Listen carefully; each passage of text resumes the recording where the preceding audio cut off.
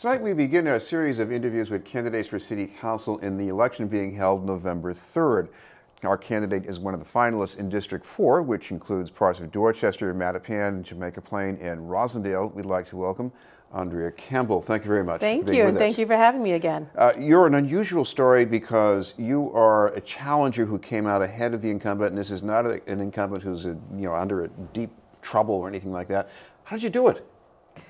Hard work. We set out to run a grassroots campaign, which required me and volunteers to reach voters at their doors. And so we were door knocking quite a bit. I was door knocking every single day. And also adding personal touches, like thanking voters for coming out, thanking voters for coming to community meetings, thanking voters for talking with us at their doors, thanking voters for talking to us via telephone with a note card. So I think the personal touch and that personal contact with me went a long way. So we were humbled and excited by those results, but there's still a lot of work to do.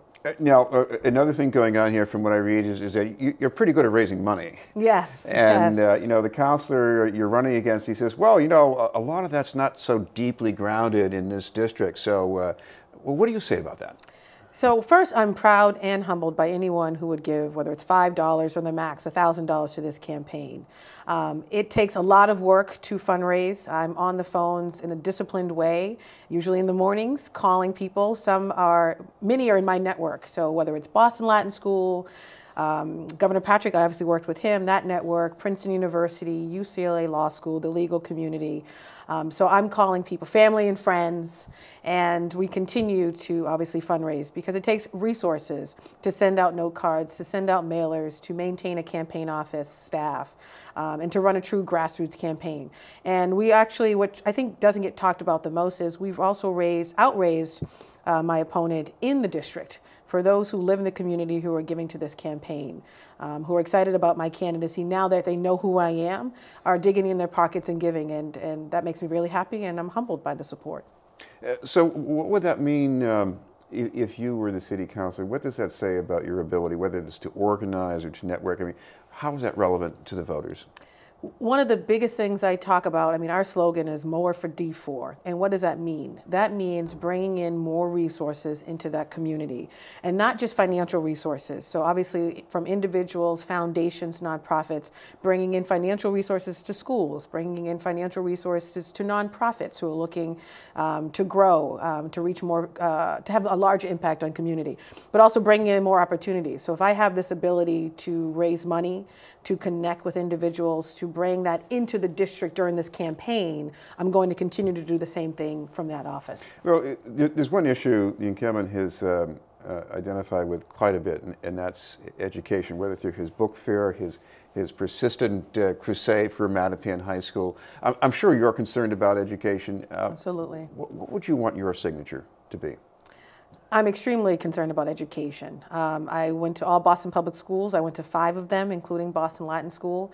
My older brother and my twin brother went to Boston public schools. My father, who was born in Roxbury in 1933, went to Boston public schools. So we were proud members of Boston public schools.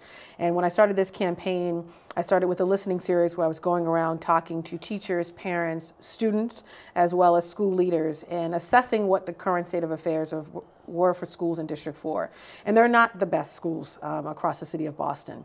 And so my plan from the beginning has always been, how do we bring together school leaders, teachers, parents, often to listen to their needs and then look out not just at the city of Boston's budget, but even beyond that to say what resources exist in this city, in the greater Boston area, in the state, to actually meet the needs of these school leaders. So if you have a school leader that's looking to build a library, how can I help her as a district city councilor? If you have a school leader that's looking for mentors for young people, how can I help her? If you have a school leader that's looking for opportunities in the trades, how can I connect these youth, these school leaders with the unions? So I think there's a lot of creative ways that I'm looking to actually bring in more resources to our traditional public schools with the hopes of improving them and also increasing parent involvement by maybe starting boards for these individual schools, similar to like Orchard Gardens. So I'm excited about what we can do.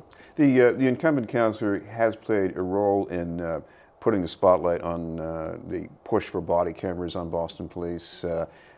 What would you like to see yourself doing? If you were to be picking up from him, what would you do next? I think one, continuing that push for body cameras on police officers. I think if we can try a pilot program for dash cameras, we should do the same for body cameras.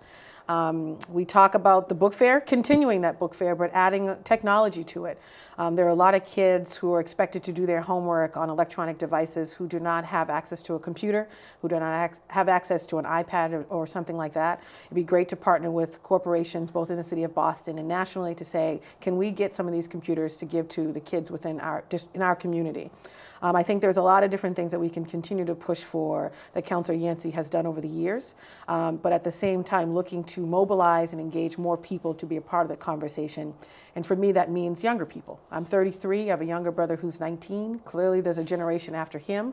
So I want our generations to know how important it is to be involved in the civic process and to actually get engaged, get mobilized, and I'm excited to do that. I'll bounce one more of his ideas off you, the free Wi-Fi in public housing. What about, is that practical, you think? I think it is, and I know residents want it. I actually talked to a voter the other day who called me to thank me for our letter, thanking her for coming out on the primary date, and we talked about free Wi-Fi for seniors. And I said we could take it a step further. If we could do free Wi-Fi for seniors in senior housing, it'd be great to have people come in and train seniors on computers, on how to use the internet. And I think people are willing to do that stuff for free. If we have developers coming in to develop certain parcels of land, how can we talk with them during the planning process to say, we'd like you to actually begin to help us bring about these computers or free Wi-Fi for some existing buildings in our district. So I think there's a lot of creative ways to make it happen. And for me, I'm all about getting things done, and I hate wasting time. So it's all about continuing to move the needle on things. Speaking of development, there are people in this district who are getting increasingly worried about the cost of housing, and sometimes it goes up the most where there's a new development. Right. So what do you do? I mean, do you need some kind of new protections for people who might get pushed out? So there are a lot of residents in District 4 that are passionate about housing and have been working on the issue of the availability of affordable housing for a long time, particularly for those who are seniors, those with disabilities. And I sat down with a couple of residents recently to talk through how I could add things to my current District 4 plan about housing. And so on October 1st or somewhere around there, we're going to be adding to this plan based on what I heard from residents that talks about what can the City Council do to keep people in their homes and also increase the availability of housing. Looking at just cause convictions, looking at just cause evictions and pushing the council to maybe adopt an ordinance for that. Looking at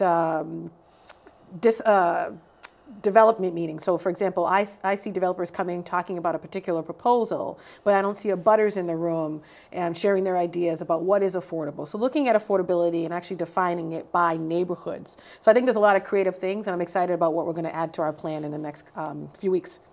One other issue that affects people in this district is what goes on between ride-sharing companies and taxi cabs. A lot of drivers live in this district.